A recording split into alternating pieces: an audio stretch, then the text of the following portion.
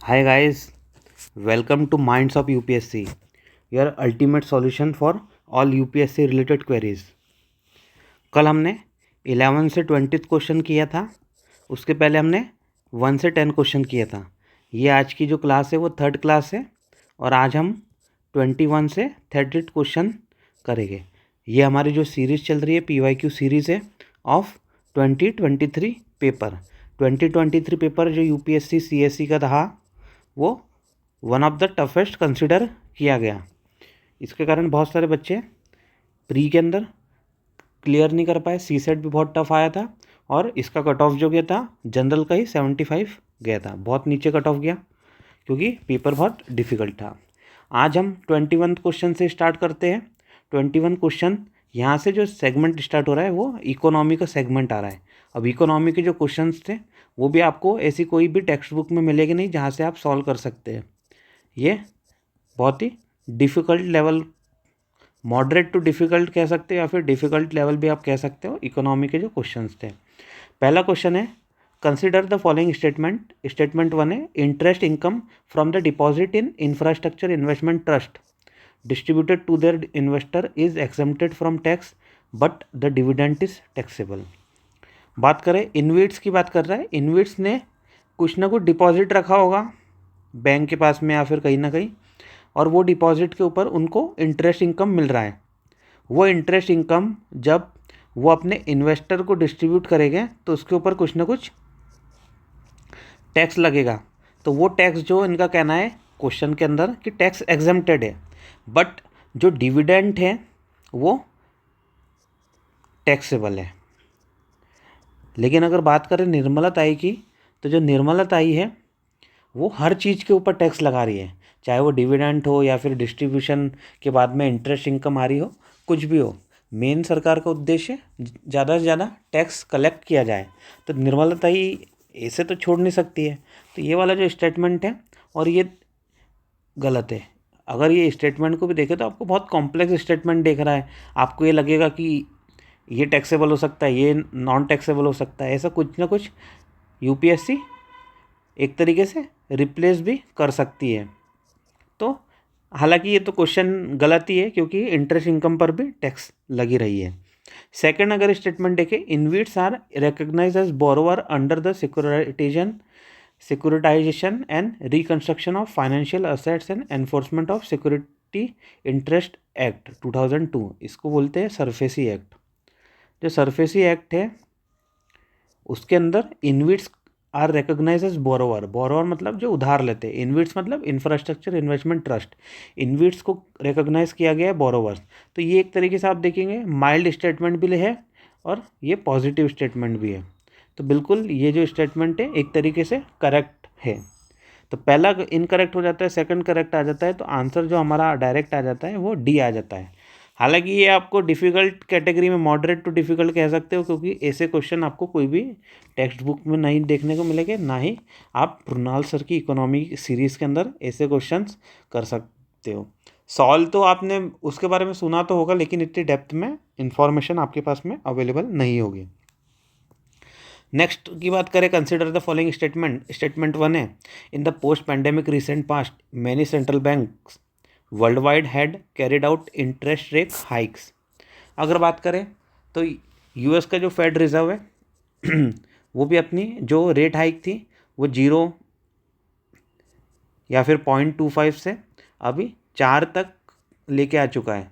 तो धीरे धीरे वो भी अपनी रेट हाइक कर रहा है। पोस्ट पैंडेमिक रिसेंट पास्ट मतलब पैंडेमिक कब तक चला, 2021-22 तक के आप कह सकते हो चला। इसके बाद में आप कह सकते हो 2022-23 वाले ईयर में इंटरेस्ट रेट हाइक होना शुरू कर दी। तो बिल्कुल ये बात बिल्कुल सही है। सेकंड स्टेटमेंट देखते हैं, सेंट्रल बैंक जनरली अज्यूम, सामान्य तौर पे अज्यूम करते हैं कि they have the ability to counteract the rising consumer prices via monetary policy means, मतलब वो मॉनेटरी पॉलिसी के थ्रू काउंटरैक्ट कर सकते हैं कंज्यूमर प्राइस को, ये उनकी एबिलिटी है। तो बिल्कुल ये सेंट्रल बैंक की तो एबिलिटी, सेंट्रल बैंक नहीं करेगा तो कौन करेगा? आरबीआई मॉनेटरी पॉलिसी को रेगुलेट नहीं करेगा, आरबीआई इन्फ्लेशन टारगेटिंग को रेगुलेट नहीं करेगा, रेपो रेट को मैनिपुलेट नहीं करेगा, तो कौन करेगा? तो बिल्कुल ये बात सही है, पहला स्टेटमेंट दूसरे को भी बताता है कि भाई इंटरेस्ट रेट हाइक क्यों कर रहे हैं, क्योंकि they have the ability to counteract the rising consumer price. तो पहला स्टेटमेंट भी सही है, सेकंड भी सही है, and the statement 2 is the correct explanation of statement 1। बढ़ते 23rd क्वेश्चन की तरफ। ये हिंदी में है, किसी को देखना है तो हिंदी में देख लीजिए, पॉज कर लेता हूँ।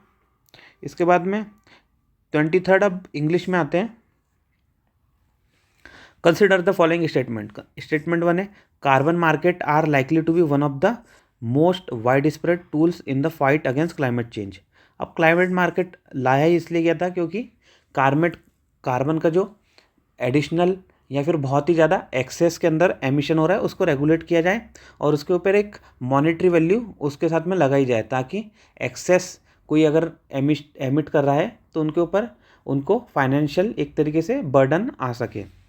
तो ये वाला जो है वन ऑफ द, आप देखिए माइल्ड स्टेटमेंट भी है, वन ऑफ द, बिल्कुल ऐसे बहुत सारे आपको टूल्स मिल जाएंगे, उसमें से वन ऑफ द टूल्स है, तो ये करेक्ट है। सेकंड स्टेटमेंट देखिए, carbon market transfer resources from the private sector to the state. अब बात करें, जो कार्बन मार्केट से पैसा है ये ट्रांसफ़र होता है या फिर रिसोर्सेज जो है वो ट्रांसफ़र होता है प्राइवेट से स्टेट की तरफ, तो ये भी बिल्कुल सही बात है। लेकिन पहले वाले का सेकंड से आपको कोई लेना देना या रिलेशन नहीं मिलेगा। तो पहला और दूसरा तो सही है, लेकिन दोनों के बीच में आपको कोई करेक्ट एक्सप्लेनेशन नहीं देखने को मिलेगा। तो देखिए ये सी वाले को तो ऐसे ही हटा सकते थे, डी वाले को भी ये इनकरेक्ट से ऐसे ही हटा सकते थे। तो अगर आप कंफ्यूज भी हुए होगे तो 1 और 2 के, ए और बी के बीच में कंफ्यूज हुए होगे। अब आपको ये भी देखना है, यहाँ पे आप बिकॉज लगा सकते हो या फिर ऐसा क्वेश्चन पूछ सकते हो, वाई, व्हाट। तो आपको जब आप क्वेश्चन पूछोगे तो समझ में आ जाएगा कि दोनों के बीच में कोई रिलेशन नहीं है।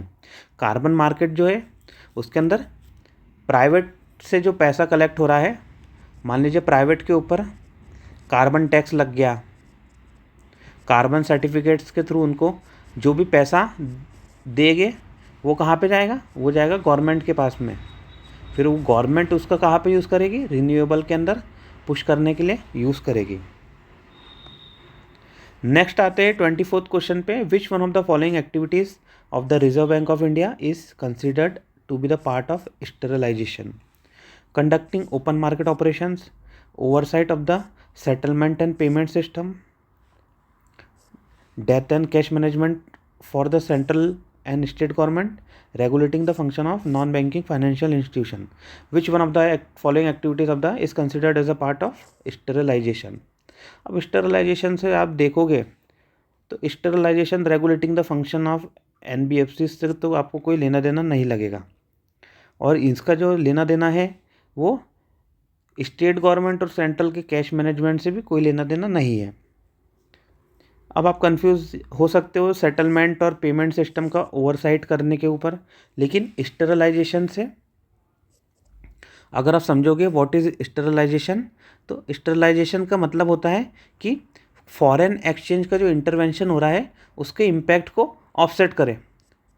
फॉरेक्स के अंदर या फिर फॉरेन एक्सचेंज के अंदर इंडिया का वैल्यू या फिर इंडिया के रुपीज़ के ऊपर इम्पैक्ट पड़ता है, तो वो इम्पैक्ट को इंडियन मनी या फिर इंडियन मनी सप्लाई के ऊपर कोई इम्पैक्ट पड़ रहा है फॉरेन चीज़ों का, तो उसको रेगुलेट कैसा किया जाए, उसको कम कैसा किया जाए, तो वो प्रोसेस जो रहती है वो स्टेरिलाइजेशन होती है।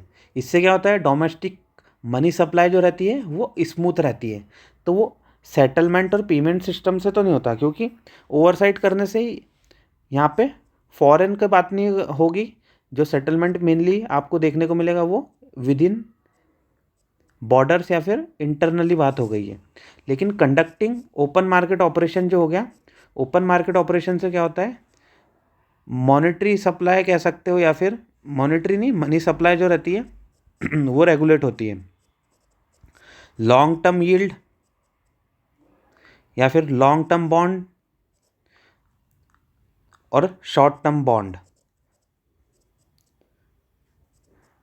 ये खरीदे जाते हैं और बेचे जाते हैं with respect to demand and supply. जैसे जैसे डिमांड रहती है, कभी लॉन्ग टर्म की डिमांड आ गई तो लॉन्ग टर्म बॉन्ड खरीद लेते हैं और शॉर्ट टर्म फटाक से बेच देते हैं। तो ये रहता है conducting open market operation. Open market operation क्या है ये आपको पता होना चाहिए। ओपन मार्केट में सरकार अपने बॉन्ड्स को सरकार नहीं, आरबीआई सरकार के बॉन्ड्स को सेल कर देती है और जब रिक्वायरमेंट रहती है तो बाय कर लेती है। तो ये होता है open market operation. 25th question है, consider the following markets: government bond market, call money market, treasury bill market, stock market. How many of the above are included in the capital market? Only 1, 2, 3 and 4। अब बात करें capital market की, तो capital market का मतलब क्या होता है? कैपिटल मार्केट का मतलब होता है ऐसे मार्केट जो आपको लॉन्ग टर्म कैपिटल, अब लॉन्ग टर्म का मतलब क्या होता है? More than 1 year plus. अब लॉन्ग टर्म कैपिटल रेस करने को कहते हैं, या फिर जहाँ से रेज होता है वो होता है कैपिटल मार्केट। लेकिन एक रहता है शॉर्ट टर्म को कहते हैं मनी मार्केट। शॉर्ट टर्म का मतलब होता है लेस देन 1 ईयर। अब देखते हैं ऊपर जो 4 ऑप्शन दिए हुए उनमें से कौन लॉन्ग टर्म है और कौन शॉर्ट टर्म है।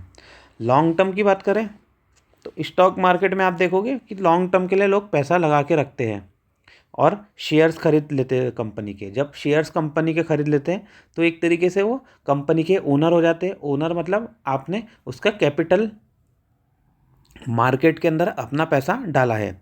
इसके साथ में जो सेकंड आ जाता है लॉन्ग टर्म इन्वेस्टमेंट के अंदर, वो रहता है बॉन्ड मार्केट। बॉन्ड मार्केट में या तो private bond market, corporate bond या फिर गवर्नमेंट बॉन्ड, दोनों जो बॉन्ड रहते हैं, बॉन्ड हमेशा लॉन्ग टर्म कैपिटल रेस करने के लिए यूज़ होते हैं। तो ये बॉन्ड मार्केट भी लॉन्ग टर्म की ही बात करता है। कॉल मनी की जो मार्केट रहती है, कॉल मनी मार्केट, ये देखिए मनी मार्केट ही रहता है। मनी मार्केट के अंदर आपको कॉल मनी मतलब जब भी आपको पैसे की ज़रूरत है तो आपने कॉल लगाया और आपको पैसा उपलब्ध हो गया। अब ये फॉर सिंगल डे रहता है या फिर ज़्यादा से ज़्यादा फोर्टनाइट तक के आपको कॉल मनी मार्केट के अंदर पैसा मिल जाएगा। अब ये लेस देन 1 ईयर हो गया, इसीलिए ये तो कैपिटल मार्केट का पार्ट नहीं है। इसके अलावा अगर बात करें ट्रेजरी बिल मार्केट की, तो जो ट्रेजरी बिल रहता है, अगर ट्रेजरी बिल की बात करें तो ट्रेजरी बिल भी आपको लेस देन 1 ईयर के अंदर देखने को मिल जाएगा।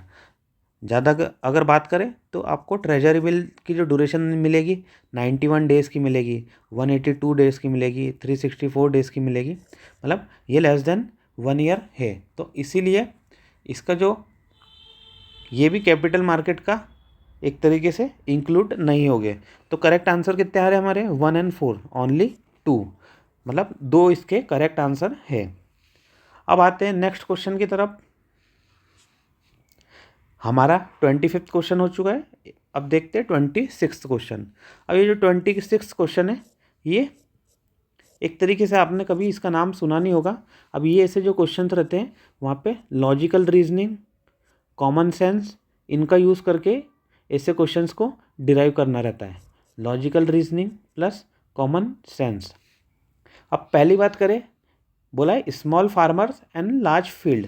मान लीजिए ऐसी कोई लार्ज फील्ड हो गई, इस पे स्मॉल फार्मर आपको ऐसे देखने को मिल रहे। ऐसा हम रफ आइडिया अभी देखते, हमें ऐसा लग रहा है, अभी रफ आइडिया में ऐसा प्रतीत हो रहा है कि इसका मतलब ये हो सकता है। अब एक एक ऑप्शन को एक्सप्लोर करते हैं। Resettlement of a large number of people uprooted from their countries due to war by giving them a large cultivable land which they cultivate collectively and share their produce। अब आप ये सोचिए कि जो war चल रहा है, तो वॉर के अंदर जो अपरूटेड हो गए, क्या उनको इतने लार्ज नंबर में कल्टिवेबल लैंड देना पॉसिबल है? तो ये बिल्कुल पॉसिबल नहीं है। इसकी जिम्मेदारी कौन लेगा?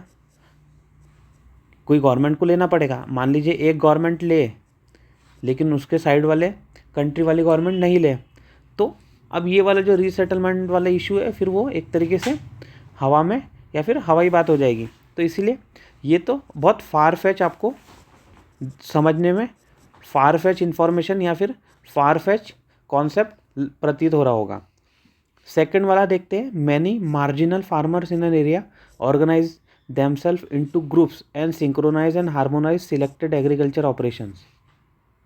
अब ये वाला जो है इसके अंदर देखिए मार्जिनल फार्मर्स, इंडिया के अंदर मार्जिनल फार्मर्स की बात होती है जिनके पास में लेस हेक्टेयर या फिर लेस एरिया प्रेजेंट है। दे ऑर्गेनाइज कर रहे हैं अपने आप को ग्रुप के अंदर और फिर सिंक्रोनाइज कर रहे हैं, हार्मोनाइज कर रहे हैं अपने ऑपरेशंस को। तो एक तरीके से पॉजिटिव स्टेटमेंट है, लेकिन होल्ड करके रखो, अपने को पूरे स्टेटमेंट देखना है, उसके बाद में निष्कर्ष तक पहुंचना है। थर्ड है many marginal farmers in an area together make a contract with a corporate body and surrender their land to the corporate body for a fixed term for which the corporate body makes a payment of agreed amount to the farmers। अब ये वाला है कि इसके अंदर बात हो रहा है कि मार्जिनल फार्मर जो है वो कॉन्ट्रैक्ट कर लेते हैं किसी कॉर्पोरेट बॉडी से और सरेंडर कर देते हैं अपनी लैंड। अब ये सरेंडर जो है ये नेगेटिव है। अभी जो किसान आंदोलन हुआ था उसमें जरा से इश्यूज़ के कारण आप देखिए इतना बड़ा आंदोलन हो गया, लेकिन जब आप अगर बात करेंगे कि सरेंडर करना पड़ रहा है, किसान अपनी ज़मीन ही सरेंडर कर देगा तो क्या हो जाएगा। तो लॉजिकल स्टेटमेंट भी लग रहा है और बहुत ही एक तरीके से रैंडम स्टेटमेंट उन्होंने फॉर्म कर लिया है। अब देखते फोर्थ वाला, a company extends loan technical knowledge and material input to a number of small farmers in an area so that they produce the agriculture commodity required by the company for its manufacturing process and commercial production।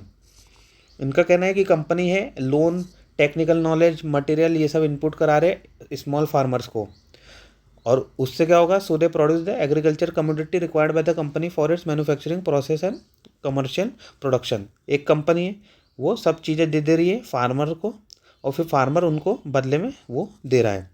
लेकिन अगर आप बात करोगे तो इसका small farmer large field से कोई इसका आपको लेना देना लग नहीं रहा है। अगर आप मोस्ट लॉजिकल वाली बात करोगे या फिर अगर आप सोचने की कोशिश करोगे तो सेकंड वाले के अंदर आपको लॉजिकल एनालिसिस से भी आप सेकंड वाले पे ही पहुंचोगे और आपको यहाँ पे पॉजिटिव वर्ड्स में मिलेगा सिंक्रोनाइज, हार्मोनाइज, और जो फार्मर्स है वो अपने आप ही खुद ग्रुप बना रहे हैं। यहाँ पे वो किसी कंपनी के अंदर में काम नहीं कर रहे हैं, वो खुद ही अपना लोन बना रहे हैं, खुद ही अपना ग्रुप बना रहे हैं। तो इससे ये पता है हम देख सकते हैं कि ये पॉजिटिव भी है और इसके अंदर जो है जो फार्मर्स है उनकी रिस्पेक्ट भी बनी हुई है। लेकिन अगर बात करें डी वाले के अंदर तो वो कंपनी के ऊपर ज़्यादातर लोन के ऊपर डिपेंडेंट हो गए। तो ये नेगेटिव टोन भी एक तरीके से दर्शा रहा है। और यूपीएससी जो रहेगा वो कभी भी नहीं चाहेगा कि ऐसा स्टेटमेंट या फिर ऐसे क्वेश्चन फ्रेम हो जिसके अंदर फार्मर्स को नेगेटिव लाइमलाइट में शो करे या शो होए। तो इसीलिए सेकंड स्टेटमेंट हमें हमेशा देखना है कि जो ऐसे स्टेटमेंट आ रहे हैं जहाँ पे अच्छे अच्छे वर्ड्स दिए रहे हैं, उसके साथ में जो थोड़ा लॉजिकल और उसके साथ में वेलफेयर कॉन्सेप्ट के साथ में बने हैं, उन्हें ही हमें अडॉप्ट करना है और उन्हें ही मार्क करना है।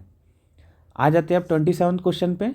Consider the following statement, the government of India provide minimum support price for niger seeds.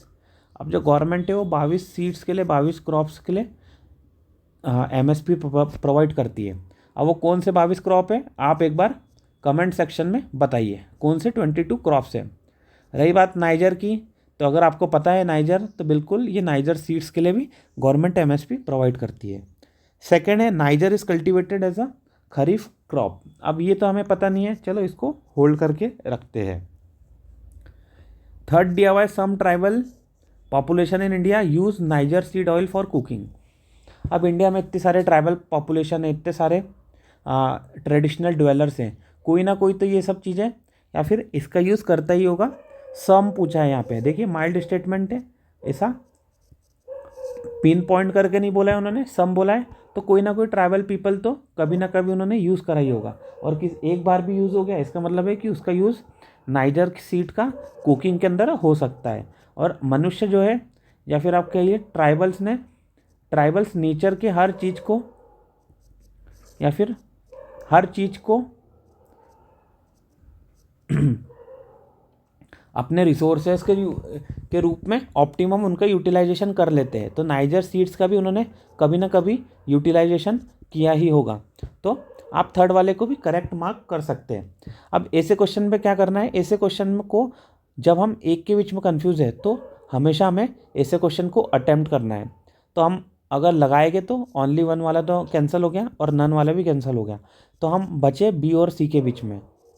अब ऐसे क्वेश्चन में 50-50 जब पे भी आ रहा है, जब भी आ रहे हैं तो हमें मार्क जरूर करना है। अब इसका जो करेक्ट आंसर है वो है niger is cultivated as a, बिल्कुल खरीफ क्रॉप। खरीफ क्रॉप ऐसी क्रॉप होती है, बताइए खरीफ क्रॉप क्या रहती है? खरीफ क्रॉप जो रहती है वो रेनी सीजन के अंदर होती है। मानसून सीजन में जो क्रॉप आती है उससे खरीफ क्रॉप कहते हैं। तो बिल्कुल नाइजर की जो सीड्स है वो खरीफ क्रॉप ही है। अब आते नेक्स्ट क्वेश्चन के ऊपर। नेक्स्ट क्वेश्चन आ गया, consider the investment in the following assets: brand recognition, inventory, intellectual property, mailing list of client. How many of the above are considered intangible investment? 1, 2, 3 all 4। अब ये जो इनटेंजिबल वर्ड है, अगर आपने PYQ करा होगा तो आपको इंटेंजिबल हेरिटेज साइट से ये वर्ड याद हो गया होगा या पता होगा। इसीलिए PYQ एनालिसिस बहुत ही ज़रूरी है। हम आने वाले सेशंस में अलग अलग सालों के भी PYQ इसके अंदर देखेंगे। बात करें इंटेंजिबल का, इंटेंजिबल का मतलब रहता है जिसे हम हाथ नहीं लगा सकते, विच कांट बी टच। इसका अपोजिट रहता है टेंजिबल। टेंजिबल मतलब जिसे हाथ लगाया जा सकता है। अब देखते हैं ब्रांड रिकॉग्निशन, तो ब्रांड को हम हाथ लगा सकते हैं क्या? एडिडास के ब्रांड को हाथ लगा सकते हैं? तो नहीं, ब्रांड को हाथ नहीं लगा सकते। तो ये इंटेंजिबल हुआ, बिल्कुल हुआ। सेकंड पे है इन्वेंट्री। इन्वेंट्री के अंदर जो रहता है सब सामान रखा रहता है, तो इसको हाथ लगाया जा सकता है। तो ये टेंजिबल हुआ, इंटेंजिबल नहीं हुआ। थर्ड पे आ जाए इंटेलेक्चुअल प्रॉपर्टी। किसी की दिमाग की उपज, किसी की सोच, किसी की समझ, जो इंटेलेक्चुअल प्रॉपर्टी है बिल्कुल इंटेंजिबल है, इसे हम हाथ नहीं लगा सकते हैं। इसके साथ है fourth mailing list of client. अब ये मेलिंग लिस्ट ऑफ क्लाइंट आपको कहाँ मिलेगी? मेनली मेलिंग लिस्ट है तो ये आपको कहाँ मिलेगी? ईमेल के अंदर। ईमेल को आप हाथ लगा सकते हो एक तरीके से, आप कंप्यूटर स्क्रीन को लगा सकते हो, ईमेल को नहीं लगा सकते। ये जो मेलिंग लिस्ट है भी, ये भी इंटेंजिबल इन्वेस्टमेंट ही आपको दिखेगा, क्योंकि ये डायरेक्ट आप देखोगे PDF इधर से उधर हो जाती है, तो ये कोई टच या टेंजिबल चीज़ नहीं है, इंटेंजिबल चीज़ है। तो ये भी एक तरीके से इन्वेस्टमेंट हो गया। तो इसका जो करेक्ट आंसर है वो आ रहा है ओनली 3। अब ओनली 3 इसका आ गया करेक्ट आंसर। इन्वेंट्री से आप सब कुछ समझना चाहिए। इन्वेंट्री क्या होता है आप भली भांति, मुझे मेरे हिसाब से आप परिचित हो गए इन्वेंट्री क्या होता है और क्या नहीं होता है। अब आ जाते हैं नेक्स्ट क्वेश्चन पे। नेक्स्ट क्वेश्चन है 29th वाला, consider the following: demographic performance, forest and ecology, government governance reform, stable government, tax and fiscal efforts for the horizontal tax devolution. Horizontal मतलब स्टेट और स्टेट, स्टेट वर्सेस स्टेट, अलग अलग state के बीच में tax devolution कितना हो रहा है या कैसे हो रहा है। The 15th finance commission use how many of the above as the criteria other than population, area and income distance. अब सबसे ज़्यादा जो क्राइटेरिया था वो था पॉपुलेशन, एरिया, पॉपुलेशन, और उससे ज़्यादा था इनकम डिस्टेंस।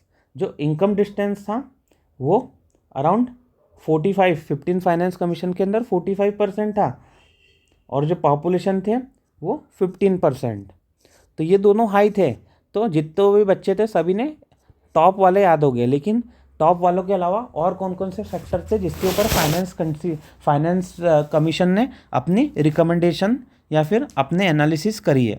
तो वो कौन कौन से क्राइटेरिया हैं? डेमोग्राफिक परफॉर्मेंस है, बिल्कुल डेमोग्राफिक परफॉर्मेंस को उन्होंने देखा था। जो 2011 वाले सेंसस के ऊपर इश्यूज चल रहे थे नॉर्थ वर्सेस साउथ, कि नॉर्थ वालों ने तो अपने पॉपुलेशन को रेगुलेट नहीं करा, साउथ वालों ने रेगुलेट किया है। तो अगर 2011 वाली पॉपुलेशन या फिर पुरानी पॉपुलेशन कंसिडर करेंगे तो नॉर्थ वालों को ज़्यादा फ़ायदा रहेगा, क्योंकि इनके पास ज़्यादा पॉपुलेशन है, लेकिन साउथ वालों को नुकसान हो जाएगा। तो उसी लिए उन्होंने डेमोग्राफिक परफॉर्मेंस को भी कंसिडर किया है। डेमोग्राफिक परफॉर्मेंस मतलब ऐसे कौन से स्टेट, ऐसे कौन से यूटीज़ जिन्होंने अपने डेमोग्राफी को, अपनी पॉपुलेशन को कंट्रोल करने के लिए इफ़ेक्टिव मेजर्स लिए हैं। तो इसीलिए डेमोग्राफिक परफॉर्मेंस बिल्कुल उसका एक पार्ट है। अगर इसके बात करें कि डेमोग्राफिक परफॉर्मेंस का, तो इसका अगर इसके साथ में और कौन से चीज़ हुए? Forest and ecology. तो फॉरेस्ट एंड इकोलॉजी कर पर भी गवर्नमेंट का धीरे धीरे एक तरीके से इम्पैक्ट या फिर रोल, फॉरेस्ट का रोल बढ़ते जा रहा है। तो इन्होंने फॉरेस्ट एंड इकोलॉजी को भी कंसिडर किया है। बात करें गवर्नेंस रिफॉर्म की, तो गवर्नेंस रिफॉर्म जो हो रहा है इसके ऊपर ज़्यादा फोकस या फिर कंसिड्रेशन नहीं हुआ है। गवर्नेंस रिफॉर्म आज भी एक तरीके से पीछे छूट चुका है, या फिर उसको इतना कंसिडर इम्पोर्टेंस अभी तक नहीं मिल पाया है। फोर्थ अगर बात करें स्टेबल गवर्नमेंट, तो ये थोड़ा इलॉजिकल लग रहा है, क्योंकि गवर्नमेंट कोई स्टेबल रहती नहीं है। कभी भी अपोजिशन चाहे या फिर जो उनकी सपोर्टिंग पार्टी है वो चाहे कोलिशन गवर्नमेंट के अंदर, तो वो कभी भी सत्ता गिरा सकती है। इसलिए स्टेबिलिटी ऑफ गवर्नमेंट को एक तरीके से कंसिडर करना तो इलॉजिकल हो जाएगा। रही बात टैक्स एंड फिस्कल एफर्ट्स की, तो बिल्कुल जो स्टेट फिस्कल एफर्ट्स के लिए अच्छा प्रयास कर रहा है उन्हें 2.5% कंसिडरेशन के अंदर उनको फ़ायदा हो रहा है। बात करें फॉरेस्ट एंड इकोलॉजी की, तो फॉरेस्ट एंड इकोलॉजी का 10% का क्राइटेरिया है। डेमोग्राफिक परफॉर्मेंस को 12.5% एक तरीके से परसेंटेज वेटेज मिला है। तो कितने करेक्ट हुए? Demographic, forest and ecology and tax benefit. तो correct answer is B, only 3। क्या आ रहा है correct answer? Only B. Next आ जाते हैं 30th क्वेश्चन पे। Consider the following infrastructure sector: affordable housing, mass rapid transport, health care, renewable energy. On how many of the above does UNOPS sustainable investments in infrastructure and innovation S3I initiative focus for its investment? 1, 2, 3 and 4। इन्होंने question पूछा है UNOPS के ऊपर कि UNOPS का जो sustainable investment in infrastructure and innovation S3I जो initiative है, ये फोकस कौन कौन से इन्वेस्टमेंट के ऊपर कर रहा है, कहाँ कहाँ पे ऐसा इन्वेस्टमेंट किया गया है जो इसके अंदर कवर हो रहा है या फिर इसके अंदर फोकस किया गया है। तो अब ये एक तरीके से डिफ़िकल्ट क्वेश्चन है। आप पहली बात तो आपको UNOPS के बारे में ही इन्फॉर्मेशन नहीं होगी, जिनको होगी तो उन्होंने ये S3I इनिशिएटिव नहीं सुना होगा। अगर सुना भी होगा तो इतनी डिटेल में उन्हें कौन कौन से सेक्टर्स कवर है कौन से नहीं, तो ये नहीं पता होगा। तो ये एक तरीके से डिफ़िकल्ट क्वेश्चन है, रैंडम क्वेश्चन भी बना दिया गया है, और UPSC ऐसे क्वेश्चन कभी पूछेगा नहीं कि UNOPS से वापस से क्वेश्चन बन जाए। तो ऐसे क्वेश्चन को अगर आप इग्नोर भी कर दो, ड्रॉप भी कर दो, तो भी चलेगा। फिर भी एक बार देख लेते हैं इसका करेक्ट आंसर क्या है। तो अफोर्डेबल हाउसिंग जो है बिल्कुल इसका आंसर सही है। मास रैपिड ट्रांसपोर्ट की बात करें तो मास रैपिड ट्रांसपोर्ट में की बात इसमें नहीं हुई है। हेल्थ केयर की बात, बिल्कुल हेल्थ केयर की बात हुई है। रिन्यूएबल तो वन ऑफ द मोस्ट अभी लाइमलाइट वाला इशू रहा ही है। तो जितने भी आजकल सेक्टर आपको मिलेंगे रिन्यूएबल की बात तो होती ही होगी उनमें। हेल्थ केयर, अफोर्डेबल हाउसिंग, लेकिन मास रैपिड ट्रांसपोर्ट को इसके अंदर कवर नहीं किया गया है। तो हमारे यहाँ पे करेक्ट आंसर जो मिलेगा हमें सी मिलेगा, ओनली 3। हालांकि ये जो क्वेश्चन है डिफ़िकल्ट कैटेगरी का है, इसको ड्रॉप कर देंगे तो ही अच्छा रहेगा, क्योंकि एग्ज़ाम लाइक सिचुएशन में ऐसे क्वेश्चन जो रहते हैं बहुत नेगेटिव होने के इनकी चांसेस ज़्यादा बढ़ जाती है। ठीक है, आज हमने 21 से 30 क्वेश्चन कवर किया, कल 31 से 40 क्वेश्चन हम देखेंगे। आज के लिए इतना ही। देखते रहिए माइंड्स ऑफ UPSC। अगर आपको और भी कोई डाउट है, आपकी और भी कोई रिक्वायरमेंट है, तो आप कमेंट सेक्शन में बता सकते हैं और अपने डाउट पूछ सकते हैं। मैं आपके डाउट को क्लियर करने की पूरी कोशिश करूँगा, आपका डाउट जल्द से जल्द सॉल्व करने की मैं भी हेल्प करूँगा। ठीक है, आज का सेशन को यहीं एंड करते हैं, कल आपसे वापस मुलाकात होगी। Okay, thank you everyone.